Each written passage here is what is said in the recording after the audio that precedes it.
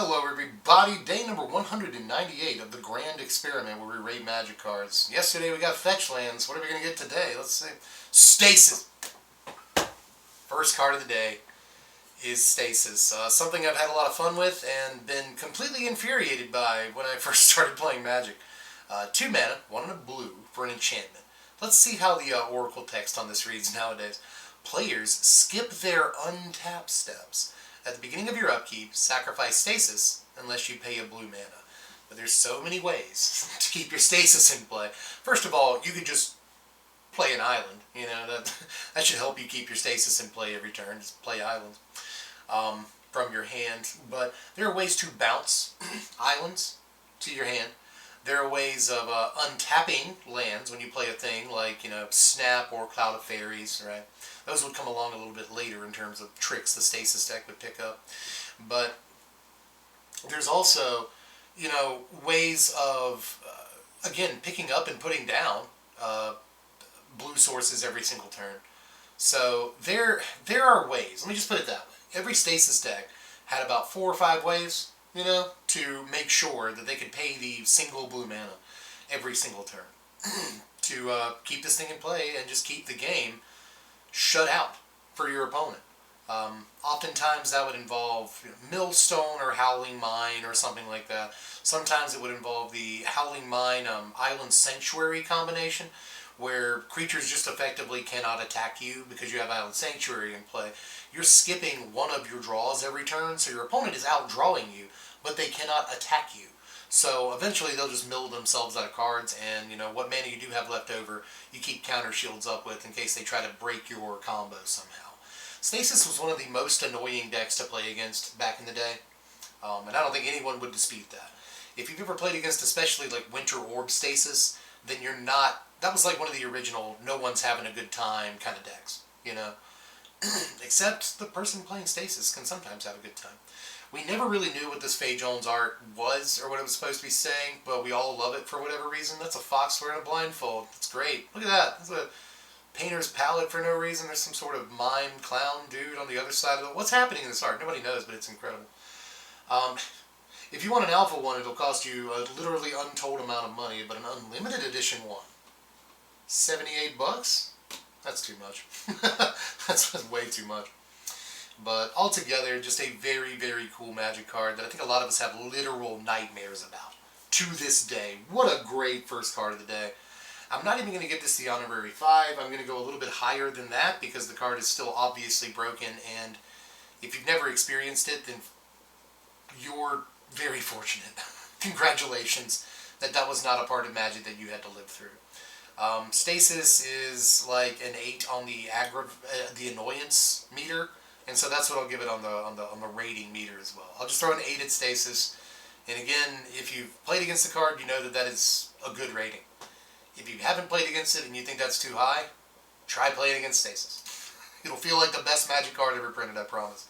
Sirakar Banisher from World Wake is the second card of the day. 5 mana, 4 and a blue for a 3/3 Sirakar. And when it enters the battlefield, you may return a tapped creature to its owner's hand. So, yet another, we saw one of these the other day, an expensive mana war, but the creature has to be tapped that you target. This is, whatever, dude, it's not great. 2.1, just because of the halfway decent potential ETB trigger. Myriad Construct from Zendikar Rising coming up next. I used to like this dude, excuse me. It was a real burp. It's like a hiccup burp at the same time. It's strange to have to live through from my end. 4 mana for a 4/4 artifact creature construct with kicker 3. If Myriad Construct was kicked, it enters the battlefield with a +1 counter on it for each non-basic land your opponents control. Whenever Myriad Construct becomes a target of a spell, sacrifice it and create a number of 1/1 colorless construct artifact creature tokens equal to its power. So, reminiscent of like a Hangerback Walker kind of ability, you know? But if you end up paying 7 mana for it, it can end up with tons of +1/+1 counters depending on what your opponent's doing over there. But even if your opponent's doing nothing, it's just a 4 mana 4/4 that blows into at least 4 1/1s when it becomes a target of a spell. Even if your opponent's trying to exile it or something, like it still became the target of a spell. So rather than exiling, you're just going to sacrifice it. It goes harmlessly into your yard and you get a bunch of 1/1s. So it's kind of hard to not get the 1/1s off of this. Even exile effects don't work very well. So I've always kind of liked this dude. I played a good bit of him in Standard, even though nobody else did. At all. But I like him. I'm still going to give him like a 4.4. And I mean it. Again, just, you know, increase its power and your profit. It doesn't actually cost that much in terms of rate to get this into play in the first place. It's not that bad. Island's up next. Sick looking island. But, you know, basic lands don't count. Goblin Gavalier is up next, though, from Scars of Mirrodin originally. A single red mana for a 1/1 Goblin Warrior with Trample. It gets +2/+0 for each equipment attached to it. That could actually be kind of cool. I hate that it gets +0, right? I would like it to get a whole toughness bonus. I'll give it at least +1, but that's probably asking too much. Svetlin Velinov art here looks really cool. It's the biggest mouth I've ever seen on a Goblin, and that is definitely saying something. But it shouldn't be too hard to actually stack this guy up with like 1 or 2 cost equipments and just kind of go to town for like 12 mana. And he's got Trample. I don't know, I think he's fine, you know. I'll give him a 4 for your equipment stack. It's not that bad. Fog Elemental. I used to love this guy. Originally printed in Weatherlight. 3 mana, 2 and a blue for a 4/4 flying elemental creature. If it attacks or blocks, bury it at end of combat, which is now sacrifice it at end of combat. So a 3 mana 4/4 flyer. That really excited me back in the day, man. I have played decks with 4 Fog Elementals in them.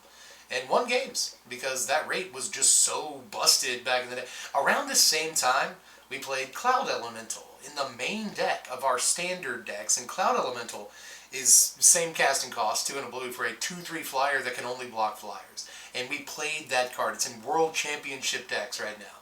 And so when armed with that knowledge, you see Fog Elemental and you're like, oh my god. You're a 3 mana 4/4. Like, you just blow through Sarah Angels, you know, at least trade with Sarah Angels, and you come down a couple of turns before them. So this just kind of felt, to me at the time, like a 3 mana blue burn spell, like a Psionic Blast, right? Psionic Blast is the same casting cost for 4 damage to a target. Blue used to be able to do that. And Fog Elemental felt really reminiscent of that to me. So I've always kind of liked this card a good bit, and I'm going to overrate it slightly, but I'm still going to be as realistic as I can and give the card a 3.3. You don't want to sack creatures after they deal combat damage, but it's like a weird version of like a Ball Lightning. You know what I mean? It's a little bit like that. So I always thought it was cool. Next is Nadir Kraken. Ultros over here. Have we done Nadir Kraken on the series before? I want to say that we have somewhat recently. I love Ultros, dude. I really do. Cool card for blue commander decks. Mystical Tutor is coming up from Mirage, though. Oh boy. A single blue mana for an instant. Search your library for an instant, interrupt mana source or sorcery card. Reveal the card to all players. Shuffle your library, put that revealed card back on top. So nowadays, this just says instant or sorcery. Alright, so search your library for any old instant or sorcery. Put the card on top for a single mana at instant speed. This card is so strong that it is banned in Legacy and restricted in Vintage. Really let that sink in. You can get a copy for $10, which I actually think is like kind of a steal. That's a very good deal considering in Commander 1 mana tutors are insanely good. And this can go get some really spicy stuff, man. It doesn't just have to get like removal or counters like it often does. It often does do that. But, you know, this can go get like 7 and 8 mana spells just in the game, right then and there. And you want a card like that in your Commander decks. So, when a card is good in Commander and obviously banned, this card is banned in Legacy and restricted in Vintage, then you're a good Magic card. As a matter of fact, I believe that Mystical Tutor will probably be the best card we look at for a good long time. And I'm going to give this a 9.89. A 9.89. A 9.89. I keep wondering if I'm actually going to do that. I am. The card's banned in Legacy and restricted in Vintage. The card, just one more time, the card is banned in Legacy and restricted in Vintage. And good in Commander. It's just good in every format that you can possibly sleeve it up in such a way that is worrisome. So, yeah, man. 9.89. One of the best Magic cards ever printed. And that's not, you know, it's not hyperbole at all. We'll move on to, Jin Mahamot over here. This is actually a Mohammedi Jin. is how you pronounce this guy's name, and I love him so much. 6 mana, 4 and 2 blue for a 5/6 flying Jin. That's it. That's the whole card. But this is sort of the forgotten, guy. It's like, green had Crawl Worm and Force of Nature, and black had Cinder Vampire and Lord of the Pit. Red had Shivan Dragon, and all that. White had Sarah Angel, and I just think people forget about Mohammadi. And I've always loved this dude. I've always loved this dude. There was a time where, your blue-black, 8 counter spells, 12 removal spells deck, like, this was your top end. This was how you won the game in that deck in, 1994.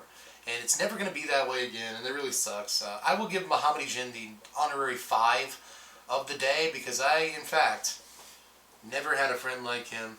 I played so much of this card, dude. Like, there was a point where I liked Mohammadi Jin, as a Magic card. I just liked it more than Shivan, or Sarah, or Cinder, or any of those other, sort of iconic cards from way back when that cost a bunch of mana and just have stats, I liked it way more than all those guys, just because I like his vibe.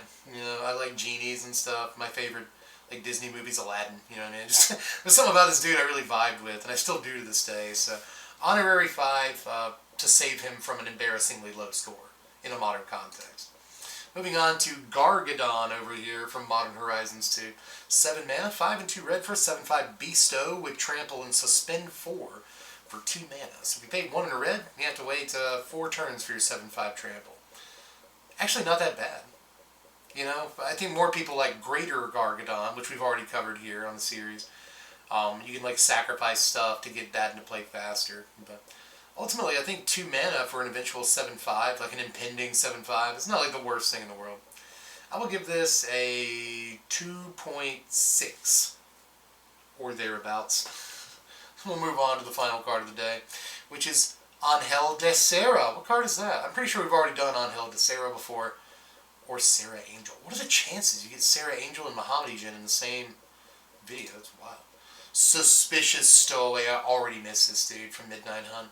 He rotated out of standard too fast. 2 mana, 1 and a blue for a 1/1 human rogue werewolf. He had a whole extra year, and it still feels like too soon. Suspicious Stowaway cannot be blocked. Whenever Suspicious Stowaway deals combat damage to a player, draw a card, then pitch a card. This also has Daybound, so if a player casts no spells during their own turn, it becomes night next turn. At that point, you get a Seafaring Werewolf. There's a 2/1 werewolf that cannot be blocked. Whenever it deals combat damage, just straight up draw the card, and it has Nightbound. So if somebody casts 2 spells, it'll become day. I love this guy, dude. I love this guy so much. I love unblockable, cheap blue creatures that draw cards. So I like Silent Hall Creeper and stuff. And this dude definitely fits that bill. Silent Hall Creeper's kind of picked up in standard where this guy left off for me in terms of the decks that I like to mess around with. But for a while, Suspicious Stowaway was a very good friend of mine. And still is a solid Magic card in a modern context. So I'll give this a 4.5. I think it's not horrible. But we got time for one more card, especially considering I'm not batching any more videos today. This is the last time you'll see this coat. Maybe I'm wearing this coat again in the next batch. But either way, you've had to see me wearing the same outfit for 7 days now. That's about to change starting tomorrow with tomorrow's video. But we have time for one more, and I want to do one more to cap off this batch of videos. Let's see what it is. It's Fire Breathing. Collect. Printed way back in alpha, but I like the Mirage art. Yeah, this art right here, I've always liked this. 1 red mana for an enchant creature. It's an aura. You can pay a red, and the enchanted creature gets +1/+0 till end of turn. That's why we call that ability Fire Breathing, you see, because it's on this aura. This card's not that good, though. It's a 1 mana aura, and sometimes those can be good. For proccing, certain things you want to proc. I've got an Enchantress effect in play that wants me to play cheap enchantments and draw cards or whatever. Sometimes this is okay. I have Trample on my Enchantress, and she's already wearing a couple of enchantments. Now I can just pump red into her and make her truly huge and trample over. There are reasons that you play Fire Breathing, but for the most part, this is not a card that's seen that much play over the course of Magic history, for good reason. I will slap a 2.4 on Fire Breathing, and that'll be the end of that, but I do think it's a cool card, mostly because, it's been with us the whole time. Sometimes we see cards that are from the old days, it's well, Magic cards are supposed to be able to do this. You know what I mean? And there's something kind of cool about that. You know, red creatures still sometimes do this, and that's because they're supposed to do this, because it was in the first freaking set, and like we're still doing it sometimes.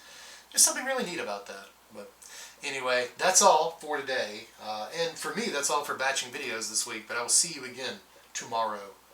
Maybe not so bright and early, but I will see you again tomorrow. I can promise you that.